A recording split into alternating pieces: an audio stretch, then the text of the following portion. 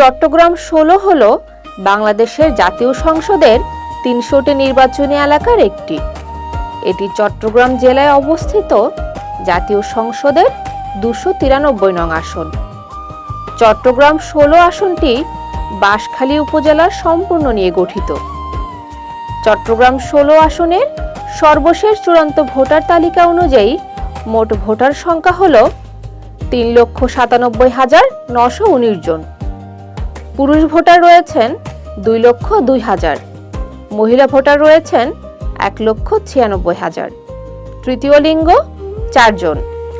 আসন্ন ত্রয়োদশ জাতীয় সংসদ নির্বাচনে চট্টগ্রাম ১৬ আসনে বিএনপির প্রার্থী হিসেবে মিশকাতুল ইসলাম চৌধুরী পাপ্পাকে মনোনীত করা হয়েছে।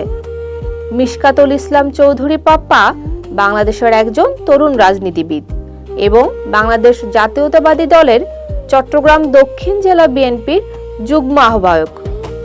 তিনি দলের তৃণমূল পর্যায়ে সক্রিয়ভাবে কাজ করছেন এবং স্থানীয়ভাবে জনপ্রিয়। আসন্ন ত্রয়োদশ জাতীয় সংসদ নির্বাচনে চট্টগ্রাম ১৬ আসনে জামায়াতে ইসলামের প্রার্থী হিসেবে মোহাম্মদ জাহিরুল ইসলামকে মনোনীত করা হয়েছে। মোহাম্মদ জাহিরুল ইসলাম বাংলাদেশের একজন রাজনীতিবিদ এবং বাংলাদেশ জামায়াতে ইসলামীর সক্রিয় নেতা।